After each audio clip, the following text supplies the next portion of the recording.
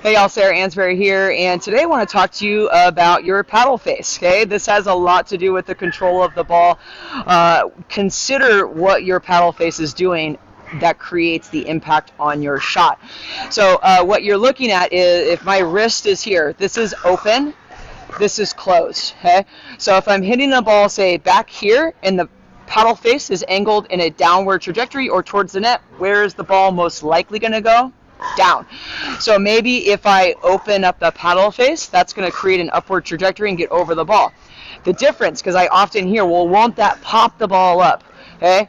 The difference is, what are you doing with your swing? Okay. When I'm hitting the ball here and then jerking at it, that kind of makes it worse. It often pops it up. If I'm opening the paddle face and just blocking, let's say, that's still going to keep the ball low on the other side of the net. But if I pop it like this, where's the angle of my paddle now finished? Up towards the sky. So as you're hitting these shots, consider where is your paddle facing. If I am in a high position and I finish with my paddle down, the ball is going down. So if you've ever hit a high volley and it ends up in the bottom of the net, okay, look at where that paddle ends up going, from here to here, okay? Or especially, you see this on the backhand, it starts from here and it pulls to here. So your non-dominant hand actually does help you keep the paddle face towards your target.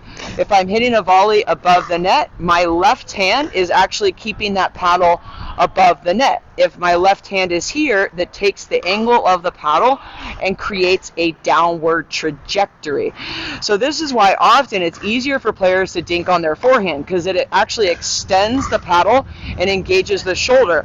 Whereas if your paddle face is popping like this towards your backhand and your wrist is breaking and pulling, that's going to cause a flipping motion that may pull the ball into the net or out.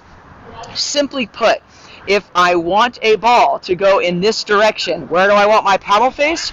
Open in that direction. If I want it to go this direction, open in this direction.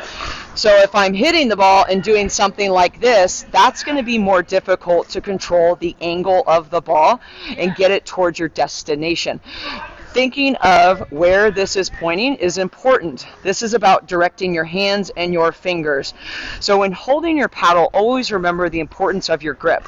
Your grip engages your shoulder properly so that you're not manipulating your paddle face without realizing it. Something as simple as your serve even.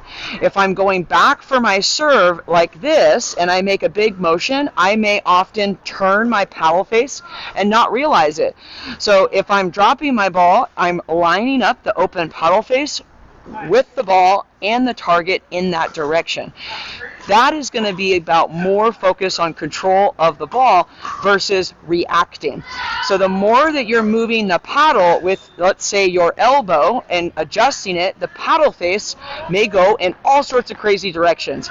When you're maneuvering it from your shoulders and your hands, it's a lot easier to control the ball. If I'm going to catch a ball with my hand, I'm going to go up and hit that. Catch it. If I'm going to catch it down here, I'm going to go down. The tips of my fingers are basically like the tip of my paddle. So as the ball goes up, tips of the fingers are actually creating the ball downward trajectory or an upward trajectory or an outward trajectory. This is what controls your direction. If you're doing all this excess, the ball may quite often shoot off in directions you do not mean for it to go. So simplify that motion and think about the direction of your target. Instead of worrying so much about getting ready, focus on your destination of the ball on the other side of the net. Not about how high you're hitting it over the net. Push the ball all the way until that ball lands at the target that you want, until you feel super consistent and you feel like you can hit a ball anywhere on the court. Any level of player can do this. It's all about thinking, where's your paddle pointing?